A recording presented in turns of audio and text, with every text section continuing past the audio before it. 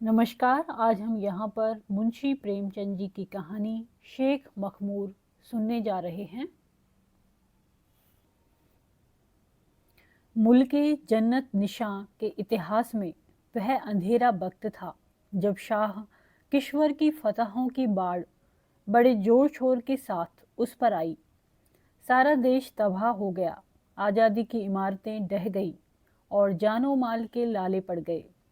शाह बामुराद खूब जी तोड़कर लड़ा, खूब बहादुरी का सबूत दिया और अपने खानदान के 3 लाख सूरमाओं को अपने देश पर चढ़ा दिया। मगर विजेता की पत्थर काट देने वाली तलवार के मुकाबले में उसकी यह मर्दाना जाबाजियां बेअसर साबित हुई। मुल्क पर शाह किश्वर कुशा की हुकूमत का सिक्का जम गया और शाह बामुराद अकेला तनहा बेयारो मददगार अपना सब कुछ आज़ादी के नाम पर कुर्बान करके एक झोंपड़े में जिंदगी बसर करने लगा। यह झोंपड़ा पहाड़ी इलाके में था।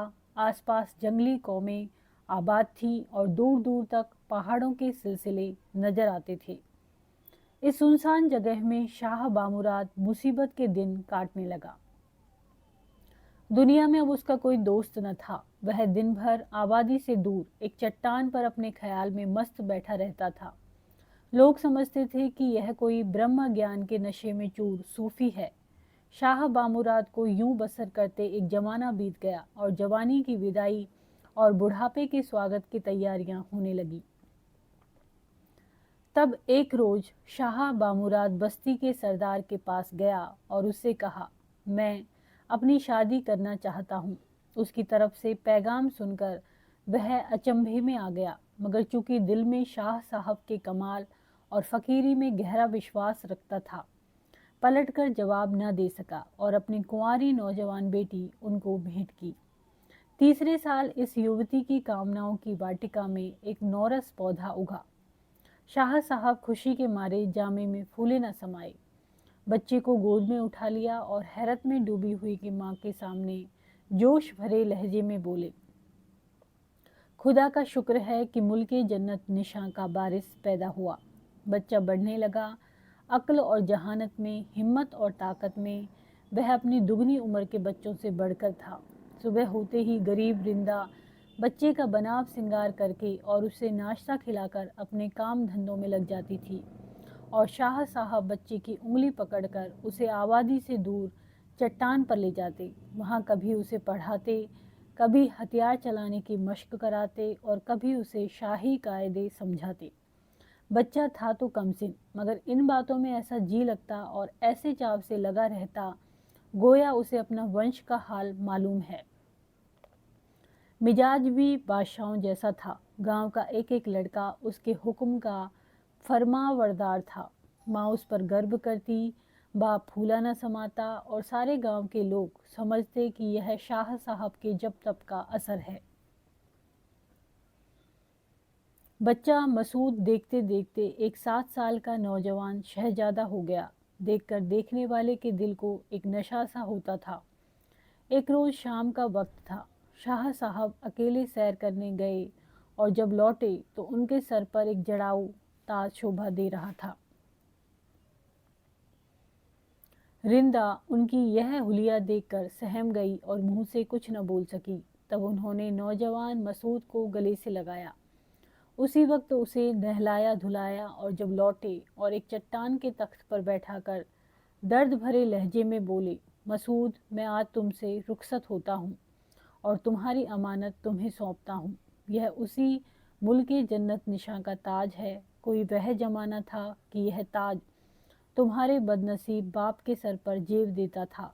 अब वह तुम्हें मुबारक हो। रिंदा, प्यारी बीबी, तेरा बदकिस्मत शौहर किसी जमाने में इस मुल्क का बादशाह था और तब अब तू उसकी मलिका है।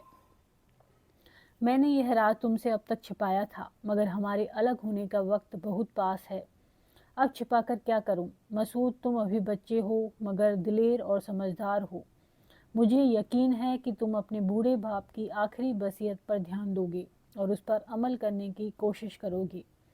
यह मुल्क तुम्हारा है, यह ताज तुम्हारा है और यह रियाया तुम्हारी है। तुम्हें इन्हें अपने कब्जे में लाने की मरते दम तक कोशिश करते रहना, और अगर तुम्हारी तमाम कोशिशें नाकाम हो जाएं और तुम्हें भी यही बेसोरो सामानी की मौत नसीब हो, तो यही वसीयत तुम अपने बेटे से कर देना, और यह ताज जो उसकी अमानत होगी उसके सुपुर्द करना।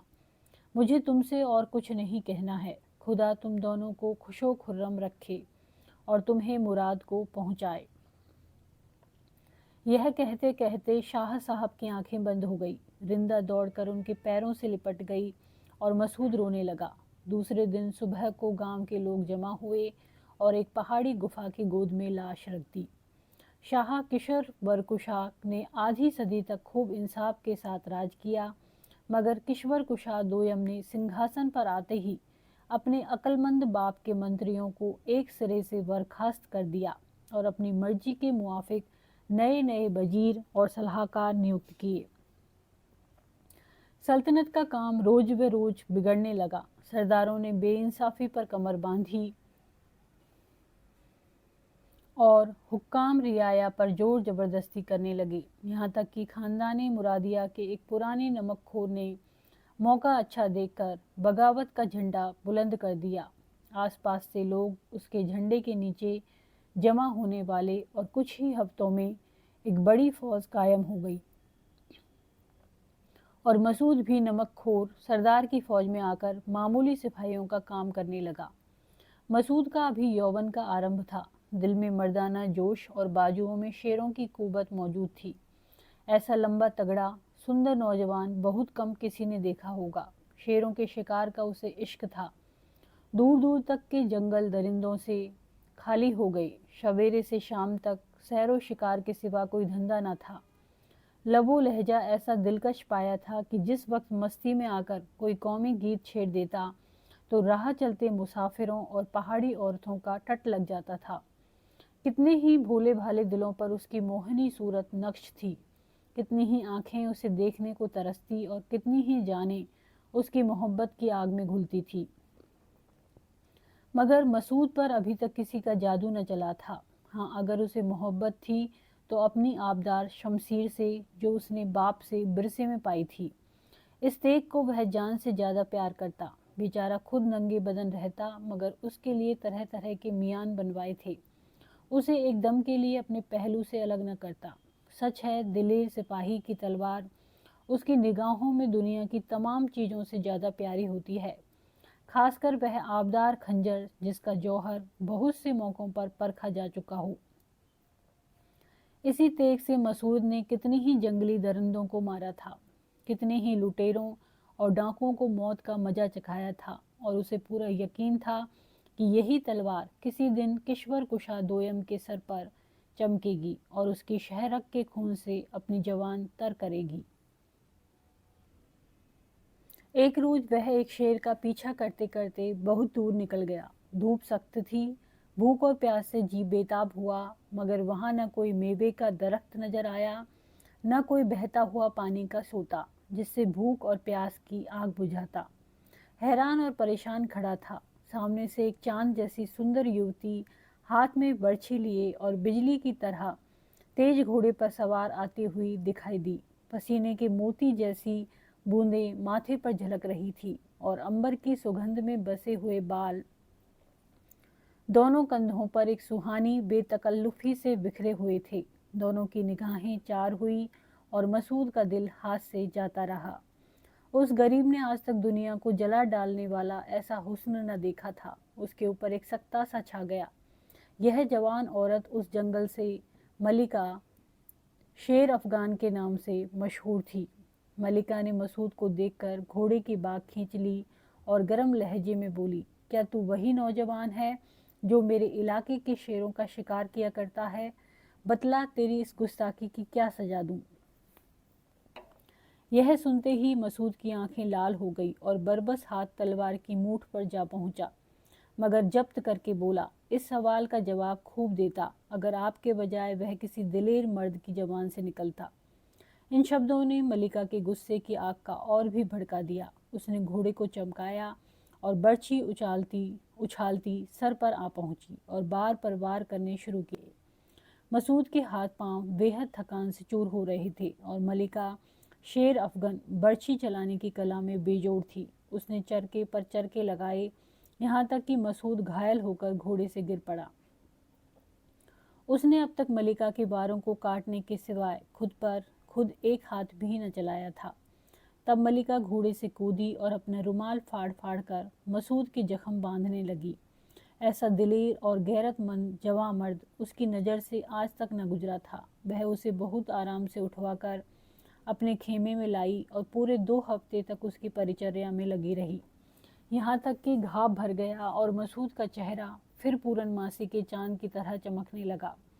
मगर हसरत यह थी कि अब मलिका ने उसके पास आना जाना छोड़ दिया। एक रोज मलिका शेर अफगान ने मसूद को दरबार में बुलाया और यह बोली, ए घमंडी नौजवान, खुदा का शुक्र है कि तू मेरी बर्छी की चोट से अच्छा हो गया। अब मेरे इलाके से जा। तेरी गुस्ताखी माफ़ करती हूँ, मगर आइंदा मेरे इलाके में शिकार के लिए आने की हिम्मत न करना। फिलहाल ताकीद के तौर पर तेरी तलवार छीन ली जाएगी ताकि तू घमंड के नशे से चूर होकर फिर इधर कदम बढ़ाने की हिम्मत न करे। मसूद ने नंगी तलवार मियान से खींच ली और कड़क कर बोला, जब तक मेरे दम में दम है कोई यह तलवार मुझसे नहीं ले सकता। यह सुनते ही एक देव जैसा लंबा तगड़ा हैकल पहलवान ललकार कर बढ़ा और मसूद की कलाई पर तेगे का तुला हुआ हाथ चलाया। मसूद ने वार खाली दिया और संभल कर तेगे का वार किया तो पहलवान की गर्दन की पट्टी तक बाकी न रही। यह कैफियत देखते ही मलिका की आंखों से चिंगारियां उड़ने लगी। भयानक गुस्से के स्वर में बोली, खबरदार, यह शख्स यहाँ से जिंदा न जाने पावे। चारों तरफ से आजमाए हुए मजबूत सिपाही पिल पड़े और मसूद पर तलवारों और बर्छियों की बौछार पड़ने लगी। मसूद का जिस्म जख्मों से छलनी हो गया। खून के फव्वारे जारी थे और खून की प्यासी तलवारें जवान खोले बार बार उसकी तरफ लपकती थी और उसका खून चाट कर अपनी प्यास बुझा लेती थी। कितनी ही तलवारें उसकी ढाल से टकराकर टूट गई, कितने ही बहादुर सिपाही जख्मी होकर तड़पने लगे और कितने ही उस दुनिया को सिधारे। मगर मसूद के हाथ में वह आबदार शमशीर ज्यों की त्यों बिजली की तरह कौंधती और सुथराव करती रही। यहाँ तक कि इस फन के कमाल को समझने वाली मलिका ने खुद उसकी तारीफ का नारा बुलंद किया और उस तेग को चूमकर बोली, मसूद, तू बहादुरी के समंदर का मगर है। शेरों के शिकार में वक्त बर्बाद मत कर। दुनिया में शिकार के अलावा और भी ऐसे मौके हैं जहां तू अपने आवदार तेग का जौहर दिखा सकता है। जा और मुल्को कौम की खिदमत कर। सैरो शिकार हम जैसी औरतों के लिए छोड़ दो। मसूद के दिल ने गुदगुदाया। प्यार की वाणी जवान तक आई मगर बाहर न निकल सकी और उसी वक्त वह अपने दिल में किसी की पलकों की टीस लिए हुए 3 हफ्तों के बाद अपनी बेकरार माँ के कदमों पर जा गिरा। नमकखोर सरदार की फौज रोज व रोज बढ़ने लगी। पहले तो वह अंधेरे के पर्दे में शाही खजानों पर हाथ बढ़ाता रहा। धीरे धीरे एक बाकायदा फौज तैयार हो गई, यहाँ तक कि सरदार को शाही फौजों के मुकाबले में अपनी तलवार आजमाने का हौसला हुआ और पहली लड़ाई में 24 किले इस नई फौज के हाथ आ गए। शाही फौज ने लड़ने में जरा भी कसर न की, मगर वह ताकत, वह जोश, वह जज्बा जो सरदार नमकखोर और उसके दोस्तों के दिलों को हिम्मत के मैदान में आगे बढ़ाता रहता था, किश्वर कुशा दोयम के सिपाहियों में गायब था। लड़ाई के कला कौशल, हथियारों की खूबी और ऊपर दिखाई पड़ने वाली शान शौकत के लिहाज से दोनों फौजों का कोई मुकाबला न था। बादशाह के सिपाही लहीम शहीम, लंबे तगड़े और आजमाए हुए थे। उनके साथ सामान और तौर तरीके से देखने वालों के दिलों पर एक डर सा छा जाता था और बहम भी यह गुमान न कर सकता था कि इस जबरदस्त जमात के मुकाबले में निहस्ती सी अधनंगी और बेकायदा सरदारी फौज एक पल के लिए भी पैर जमा सकेगी। मगर जिस वक्त मारो की दिल बढ़ाने वाली पुकार हवा में गूंजी, एक अजीबो गरीब नज़ारा सामने आया। सरदार के सिपाही तो नारे मारकर आगे धावा करते थे और बादशाह की फौज भागने की राह पर दबी हुई निगाहें डालती थी। दम के दम में मोर्चे गुबार की तरह फट गए और जब मस्कात के मजबूत किले में सरदार नमकखोर शाही किलेदार की मसनद पर अमीराना ठाट बाट से बैठा और अपनी फौज की कारगुजारियों और जांबाजियों का इनाम देने के लिए एक तश्त में सोने के तमगे मंगवा कर रखे तो सबसे पहले जिस सिपाही का नाम पुकारा गया वह नौजवान मसूद था।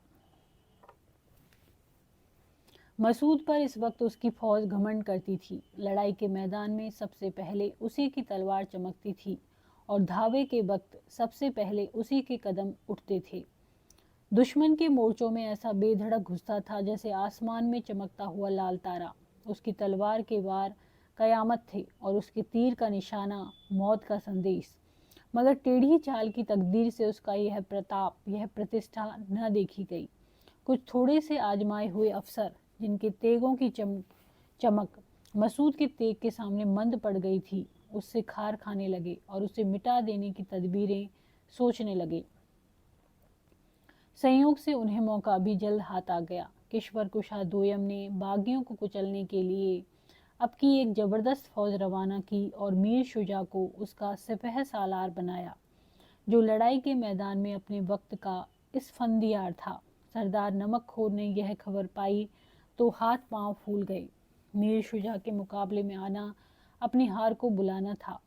आखिरकार यह राय तय पाई कि इस जगह से आबादी का निशान मिटाकर हम लोग किलेबंद हो जाएं। उस वक्त नौजवान मसूद ने उठकर बड़े पुरजोश लहजे में कहा, नहीं, हम किलेबंद न होंगे। हम मैदान में रहेंगे और हाथों हाथ दुश्मन का मुकाबला करेंगे। हमारे सीनों की हड्डियां ऐसी कमजोर नहीं है कि तीर तुपुक के निशाने बर्दाश्त न कर सकें। किलेबंद होना इस बात का ऐलान है कि हम आमने सामने नहीं लड़ सकते। क्या आप लोग जो शाह बामुराद के नामलेवा हैं भूल गए कि इसी मुल्क पर उसने अपने खानदान के 3 लाख सपूतों को फूल की तरह चढ़ा दिया? नहीं, हम हरगिज किलेबंद न होंगे। हम दुश्मन के मुकाबले में ताल ठोक कर आएंगे और अगर खुदा इंसाफ करने वाला है तो जरूर हमारी तलवारें दुश्मनों से गले मिलेंगी और हमारी बर्छियां उनके पहलू में जगह पाएंगी। सैकड़ों निगाहें मसूद के पुरजोश चेहरे की तरफ उठ गई। सरदारों की त्योरियां पर बल पड़ गए और सिपाहियों के सीने जोश से धड़कने लगे। सरदार नमकखोर ने उसे गले से लगा लिया और बोले, मसूद, तेरी हिम्मत और हौसले की दाद देता हूँ। तू हमारी फौज की शान है। तेरी सलाह मर्दाना सलाह है। बेशक हम किलेबंद न होंगे, हम दुश्मन के मुकाबले में ताल ठोक कर आएंगे और अपने प्यारे जन्नत निशा के लिए अपना खून पानी की तरह बहाएंगे। तू हमारे लिए आगे आगे चलने वाली मशाल है और हम सब आज इसी रोशनी में कदम आगे बढ़ाएंगे। मसूद ने चुने हुए सिपाहियों का एक दस्ता तैयार किया और कुछ इस दमखम और कुछ इस जोश खरोश से मीर शुजा पर टूटा कि उसकी सारी फौज में खलबली पड़ गई। सरदार नमकखोर ने जब देखा कि शाही फौज के कदम डगमगा रहे हैं तो अपनी पूरी ताकत से बादल और बिजली की तरह लपका और तेगों से तेगें और बर्छियों से बर्छियां खड़कने लगी। 3 घंटे तक बला का शोर मचा रहा, यहाँ तक कि शाही फौज के कदम उखड़ गए और वह सिपाही जिसकी तलवार मीर शुजा से गले मिली मसूद था।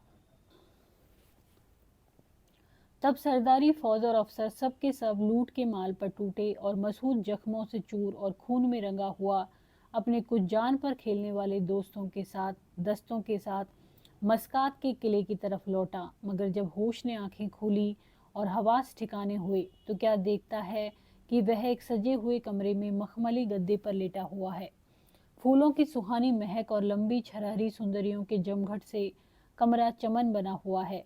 ताज्जुब से इधर उधर ताकने लगा कि इतने में एक अप्सरा जैसी सुंदर युवती तश्त में फूलों का हार लिए धीरे धीरे आती हुई दिखाई दी कि जैसे बाहर फूलों की डाली पेश करने आ गई है। उसे देखते ही उन लंबी छरहरी सुंदरियों ने आंखें बिछाई और उसकी हिनाई हथेली को चूमा। मसूद देखते ही पहचान गया, यह मलिका शेर अफगान थी। मलिका ने फूलों का हार मसूद के गले में डाला, हीरे जवाहरात उस पर चढ़ाए और सोने के तारों से टकी हुई मसनद पर बड़ी आन बान से बैठ गई। साजिंदों ने बीन ले लेकर विजयी अतिथि के स्वागत में सुहागे राग अलापने शुरू किए।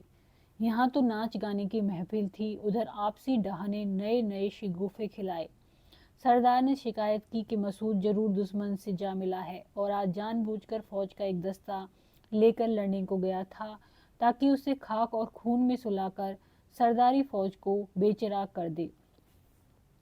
इसके सबूत में कुछ जाली खत भी दिखाए गए और इस कमीनी कोशिश में जवान की ऐसी चालाकी ने काम किया कि आखिर सरदार को इन बातों पर यकीन आ गया। पौ फटे जब मसूद मलिका शेर अफगन के दरबार से विजय का हार गले में डाले सरदार को बधाई देने गया तो की कदरदानी का सिरोपा और बहादुरी का तमगा पाए उसकी खरी खोटी बातों के तीर का निशाना बनाया गया और हुक्म मिला कि तलवार कमर से खोलकर रख दे।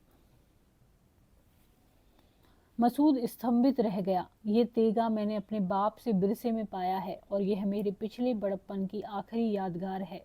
यह मेरी बाहों की ताकत और मेरा सहयोगी और मददगार है। इसके साथ कैसी स्मृतियां जुड़ी हुई हैं, क्या मैं जीते जी इसे अपने पहलू से अलग कर दूं? अगर मुझ पर कोई आदमी लड़ाई के मैदान से कदम हटाने का इल्जाम लगा सकता, अगर कोई शख्स इस तेगे का इस्तेमाल मेरे मुकाबले में ज़्यादा कारगुजारी के साथ कर सकता, अगर मेरी बाहों में तेग पकड़ने की ताकत न होती तो खुदा की कसम मैं खुद ही तेगा कमर से खोल कर रख देता। मगर खुदा का शुक्र है कि मैं इन इल्जामों से बरी हूँ। फिर क्यों मैं इसे हाथ से जाने दूँ? क्या इसलिए कि मेरी बुराई चाहने वाले कुछ थोड़े से डाहियों ने सरदार नमकखोर का मन मेरी तरफ से फेर दिया है? ऐसा नहीं हो सकता। मगर फिर उसे ख्याल आया, मेरी सरकशी पर सरदार और भी गुस्सा हो जाएंगे और यकीनन मुझे तलवार शमशीर के जोर से छीन ली जाएगी। ऐसी हालत में मेरे ऊपर जान छिड़कने वाले सिपाही कब अपने को काबू में रख सकेंगे? जरूर आपस में खून की नदियां बहेंगी और भाई भाई का सिर कटेगा। खुदा न करे कि मरे सबब से यह दर्दनाक मार काट हो। यह सोचकर उसने चुपके से शमशीर सरदार नमकखोर के बगल में रख दी सरदार नमकखोर के बगल में रख दी और खुद सर नीचे किए जब्त की इंतहाई कुबत से गुस्से को दबाता हुआ खेमे से बाहर निकल आया। मसूद पर सारी फौज गर्व करती थी और उस पर जाने वारने के लिए हथेली में लिए रहती थी। जिस वक्त उसने तलवार खोली है, 2000 सूरमा सिपाही मियान पर हाथ रखे और शोले बरसाती हुई आंखों से ताकते कनौतियां बदल रहे थे। मसूद के एक जरा से इशारे की देर थी और दम के दम में लाशों के ढेर लग जाते। मगर मसूद बहादुरी ही में बेजोड़ न था, जब्त और धीरज में भी उसका जवाब न था। उसने यह जिल्लत और बदनामी सब गवार की, तलवार देना गवारा किया, बगावत का इल्जाम लेना गवारा किया और अपने साथियों के सामने सर झुकाना गवारा किया। मगर यह गवारा ना किया कि उसके कारण फौज में बगावत और हुक्म न मानने का ख्याल पैदा हो। और ऐसे नाजुक वक्त में जबकि कितने ही दिलेर जिन्होंने लड़ाइयाँ की, आजमाइश में अपनी बहादुरी का सबूत दिया था, जब्त हाथ से खो बैठते और गुस्से की हालत में एक दूसरे के गले काटते। खामोश रहा और उसके पैर नहीं डगमगाए। उसकी बहादुरी का सबूत दिया, खामोश रहा और उसके पैर नहीं डगमगाए। उसकी परेशानी पर जरा भी बल न आया। उसकी पेशानी पर जरा भी बल न आया। उसके तेवर जरा भी न बदले। उसने खून बरसाती हुई आंखों से दोस्तों को अलविदा कहा और हसरत भरा दिल लिए उठा और एक गुफा में छिप बैठा। और जब सूरज डूबने पर वहां से उठा तो उसके दिल ने फैसला कर लिया था कि बदनामी का दाग माथे से मिटाऊंगा और ढाइयों को शर्मिंदगी के गड्ढे में गिराऊंगा। मसूद ने फकीरों का वेश अख्तियार किया। सर पर लोहे की टोपी के बजाय लंबी जटाएं बनाई, जिस्म पर जरह वख्तर के बजाय गेरुए रंग का बाना सजा, हाथ में तलवार के बजाय फकीरों का प्याला लिया, जंग के नारे के बजाय फकीरों की सदा बुलंद की और अपना नाम शेख मखमूर रख दिया। मगर यह जोगी दूसरे जोगियों की तरह धुनी रमा कर न बैठा और न उस तरह का प्रचार शुरू किया। वह दुश्मन की फौज में जाता और सिपाहियों की बातें सुनता, कभी उनकी मोर्चे बंदियों पर निगाह दौड़ाता, कभी उनके दमदमों और किलों की दीवारों का मुआयना करता। 3 बार सरदार नमकखोर दुश्मन के पंजे से ऐसे वक्त निकले जबकि उन्हें जान बचाने की कोई आस न रही और यह सब शेख मखमूर की करामात थी। मिनकात का किला जीतना कोई आसान बात न थी। 5000 बहादुर सिपाही उसकी हिफाजत के लिए कुर्बान होने को तैयार बैठे थे। 30 तोपें आग के गोले उगलने के लिए मुंह खोले हुए थी और 2000 सदे हुए तीरंदाज हाथों में मौत का पैगाम लिए हुए हुक्म का इंतजार कर रहे थे। मगर जिस वक्त सरदार नमकखोर अपने 2000 बहादुरों के साथ इस किले पर चढ़ा हो गए और तीरंदाजों के तीर हवा में उड़ने लगे और वह सब शेख मखमूर की करामात थी। शाह साहब वहीं मौजूद थे। सरदार दौड़कर उनके कदमों पर गिर पड़ा और उनके पैरों की धूल माथे पर लगाई। किश्वर कुशा दोयम का दरबार सजा हुआ है, अंगूरी शराब का दौर चल रहा है और दरबार के बड़े बड़े अमीर और रईस अपने दर्जे के हिसाब से अदब के साथ घुटना मोड़े बैठे हैं।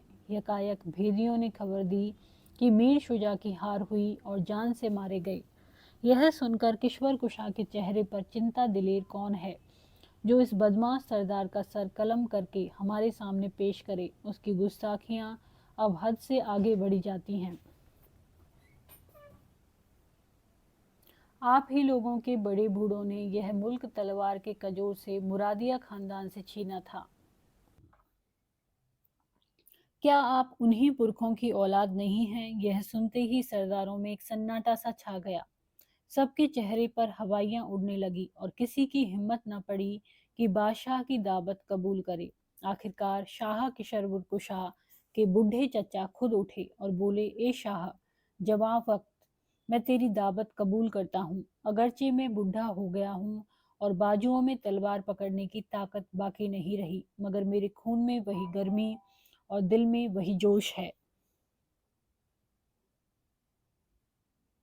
जिसकी बदौलत हमने यह मुल्क शाह बामुराद से लिया था। या तो मैं इस नापाक कुत्ते की हस्ती खाक में मिला दूंगा या इस कोशिश में अपनी जान निसार कर दूंगा ताकि अपनी आंखों से सल्तनत की बर्बादी न देखूं। यह कहकर अमीर पुरतरदवीर वहां से उठा और मुस्तैदी से जंगी तैयारियों में लग गया। उसे मालूम था कि यह आखिरी मुकाबला है और अगर इसमें नाकाम रहे तो मर जाने के सिवाय और कोई चारा नहीं है। उधर सरदार नमकखोर धीरे धीरे राजधानी की तरफ बढ़ता आता था। यकायक उसे खबर मिली कि अमीर पुरतदवीर 20,000 पैदल और सवारों के साथ मुकाबले के लिए आ रहा है। यह सुनते ही सरदार नमकखोर की हिम्मतें छूट गई। अमीर पुरतदवीर बुढ़ापे के बावजूद अपने वक्त का एक ही सिपाह सलार था। उसका नाम सुनकर बड़े बड़े बहादुर कानों पर हाथ रख लेते थे। सरदार नमकखोर का ख्याल था कि अमीर कहीं एक कोने में बैठे खुदा की इबादत करते होंगे, मगर उनको अपने मुकाबले में देखकर उसके होश उड़ गए कि कहीं ऐसा न हो कि इस हार से हम अपनी सारी जीत खो बैठें और बरसों की मेहनत पर पानी फिर जाए। सबकी यही सलाह हुई कि वापस चलना ही ठीक है। उस वक्त शेख मखमूद ने कहा, ए सरदार नमकखोर, तूने मुल्के जन्नत निशा को छुटकारा दिलाने का बीड़ा उठाया है। क्या इन्हीं हिम्मतों से तेरी आरजुएं पूरी होंगी? तेरे सरदार और सिपाहियों ने कभी मैदान के कदम पीछे नहीं हटाया, कभी पीठ नहीं दिखाई। तीरों की बौछार को तुमने पानी की फुहार समझा और बंदूकों की बाढ़ को फूलों की बहार। क्या इन चीजों से इतनी जल्दी तुम्हारा जी भर गया? तुमने यह लड़ाई सल्तनत को बढ़ाने के कमीने इरादे से नहीं छेड़ी है, तुम सच्चाई और इंसाफ की लड़ाई लड़ रहे हो। क्या तुम्हारा जोश इतनी जल्दी ठंडा हो गया? क्या तुम्हारी इंसाफ की तलवार की प्यास इतनी जल्दी बुझ गई? तुम खूब जानते हो कि इंसाफ और सच्चाई की जीत जरूर होगी। तुम्हारी इन बहादुरियों का इनाम खुदा के दरबार से जरूर मिलेगा। फिर अभी से क्यों हौसले छोड़ देते हो? क्या बात है? अगर अमीर पुरतदवीर बड़ा दिलेर और इरादे का पक्का सिपाही है, अगर वह शेर है तो तुम शेर मर्द हो। अगर उसकी तलवार लोहे की है कि तुम्हारी तेगा फौलाद क्या है? अगर उसके सिपाही जान पर खेलने वाले हैं तो तुम्हारे सिपाही भी सर कटाने के लिए तैयार हैं। हाथों में तेगा मजबूत पकड़ो और खुदा का नाम लेकर दुश्मन पर टूट पड़ो। तुम्हारे तेवर कह देते हैं कि मैदान तुम्हारा है। इस पुरजोश तकदीर ने सरदार के हौसले उभार दिए। उनकी आंखें लाल हो गई, तलवारें पहलू बदलने लगी और कदम बरबस लड़ाई के मैदान की तरफ बढ़े। शेख मखमूर ने तब फकीरी बाना उतार फेंका, फकीरी प्याले को सलाम किया और हाथों में वही तलवार और ढाल लेकर जो किसी वक्त मसूद से छीन गए थे, सरदार नमकखोर के साथ सिपाहियां और अफसरों का दिल बढ़ाते शेरों की तरह बिफरता हुआ चला। आधी रात का वक्त था। अमीर के सिपाही अभी मंजिलें मारे चले आते थे। बेचारे दम भी न लेने पाए थे कि एकाएक सरदार नमकखोर के आ पहुंचने की खबर पाई। होश उड़ गए और हिम्मतें टूट गई, मगर अमीर शेर की तरह गरज कर खेमे से बाहर आया और दम के दम में अपनी सारी फौज दुश्मन के मुकाबले में कतार बांधकर खड़ी कर दी कि जैसे माली था कि आया और इधर उधर बिखरे हुए फूलों को एक गुलदस्ते में सजा गया। दोनों फौजें काले काले पहाड़ों की तरह आमने सामने खड़ी हैं और तोपों का आग बरसना ज्वालामुखी का दृश्य प्रस्तुत कर रहा था। उनकी धनगरज आवाज से बला का शोर मच रहा था।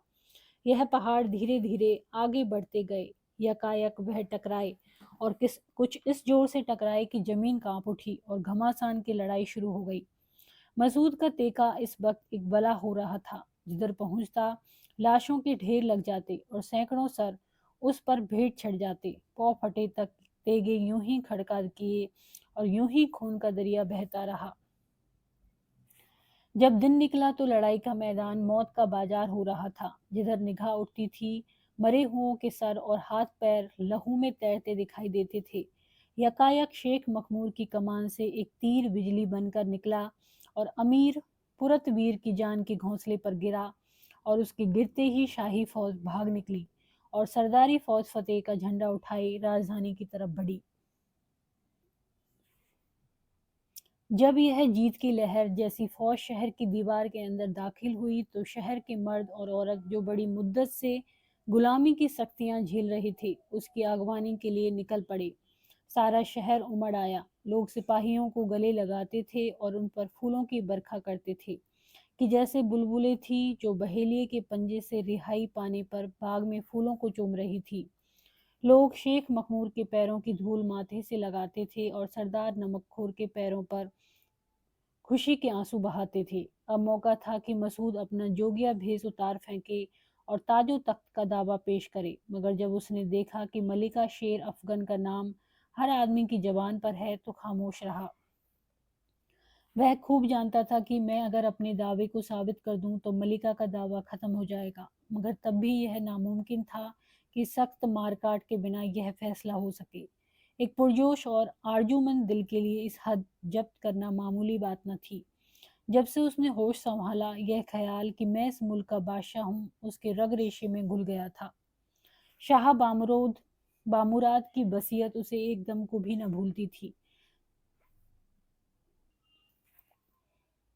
दिन को यह बादशाहत के मंसूबे बांधता और रात को बादशाहत के सपने देखता। यह यकीन कि मैं बादशाह हूँ उसे बादशाह बनाए हुए था। अफसोस आज वह मंसूबे टूट गए और वह सपना तितर बितर हो गया।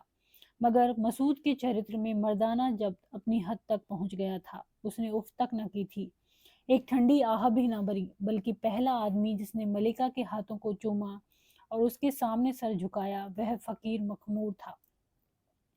हाँ, ठीक उस वक्त जब जो कि वह मलिका के हाथ को चूम रहा था उसकी जिंदगी भर की लालसाएं आंसू की एक बूंद बनकर मलिका की मेहंदी रची हथेली पर गिर पड़ी कि जैसे मसूद ने अपनी लालसा का मोती मलिका को सौंप दिया। मलिका ने हाथ खींच लिया और फकीर मखमूर के चेहरे पर मोहब्बत से भरी हुई निगाह डाली। जब सल्तनत के सब दरबारी भेंट दे चुके, तोपों की सलामियां दगने लगी, शहर में धूमधाम का बाजार गर्म हो गया और खुशियों के जल से चारों तरफ नजर आने लगी। राजगद्दी के तीसरे दिन मसूद खुदा की इबादत में बैठा हुआ था कि मलिका शेर अफगन अकेले उसके पास आई और बोली, मसूद, मैं एक नाचीज तोहफा तुम्हारे लिए लाई हूँ और वह मेरा दिल है। क्या तुम उसे मेरे हाथ से कबूल करोगे? मसूद अचंभे से ताकता रह गया। मगर जब मलिका की आंखें मोहब्बत के नशे में डूबी हुई पाई तो चाप के मारे उठा और उसे सीने से लगाकर बोला, मैं तो मुद्दत से तुम्हारी बर्छी की नोक का घायल हूँ। मेरी किस्मत है कि आज तुम मरहम रखने आई हो। मुल्के जन्नत निशा अब आज़ादी और खुशहाली का घर है। मलिका शेर अफगान को अभी गद्दी पर बैठे साल भर से ज़्यादा नहीं गुजरा, मगर सल्तनत का कारोबार बहुत अच्छी तरह और खूबी से चल रहा है। और इस बड़े काम में उसका प्यारा शौहर मसऊद, जो अभी तक फ़कीर मखमूर के नाम से मशहूर है, उसका सलाहकार और मददगार है। रात का वक्त था। शाही दरबार सजा हुआ था। बड़े बड़े वजीर अपने पद के अनुसार बैठे हुए थे और नौकर जर्क वर्क वर्दियां पहने हाथ बांधे खड़े थे कि एक खिदमतगार ने आकर अर्ज की, दोनों जहान की मलिका, एक गरीब औरत बाहर खड़ी है और आपके कदमों का बोसा लेने की गुजारिश करती है। दरबारी चौंके और मलिका ने ताज्जुब भरे लहजे में कहा, अंदर हाजिर करो। खिदमतगार बाहर चला गया और जरा देर में एक बुढ़िया लाठी टेकती हुई आई और अपनी पिटारी से एक जड़ाऊ ताज निकाल कर बोली, तुम लोग इसे ले लो, अभी यह मेरे किसी काम का नहीं रहा। मियाँ ने मरते वक्त इसे मसूद को देकर कहा था कि तुम इसके मालिक हो, मगर अपने जिगर के टुकड़े मसूद को ढूंढूं, रोते रोते अंधी हो गई। सारी दुनिया की खाक छानी मगर उसका कहीं पता न लगा। अब जिंदगी से तंग आ गई हूँ, जी कर क्या करूंगी। यह अमानत मेरे पास है, जिसका जी चाहे ले लो। दरबार में सन्नाटा छा गया। लोग हैरत के मारे मूर्त बन गए कि जैसे एक जादूगर था जो उंगली के इशारे से सबका दम बंद किए हुए था। यकायक मसूद अपनी जगह से उठा और रोता हुआ जाकर रिंदा के पैरों पर गिर पड़ा। रिंदा अपने जिगर के टुकड़े को देखते ही पहचान गई, उसे छाती से लगा लिया और वह जड़ाऊ ताज उसके सर पर रखकर बोली, साहबो, यही प्यारा मसूद और शाही वासुरात का बेटा है।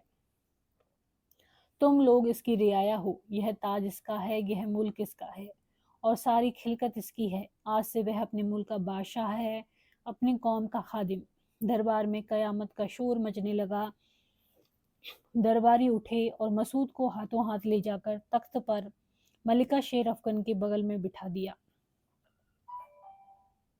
भेंटें दी जाने लगी, सलामियां दगने लगी, नफीरियों ने खुशी का गीत गाया और बाजों ने जीत का शोर मचाया। मगर जब जोश की यह खुशी जरा कम हुई और लोगों ने रिंदा को देखा तो वह मर गई थी। आरजुओं के पूरे होते ही जान निकल गई, गोया आरजुएं रूह बनकर उसके मिट्टी के तन को जिंदा रखे हुए थी।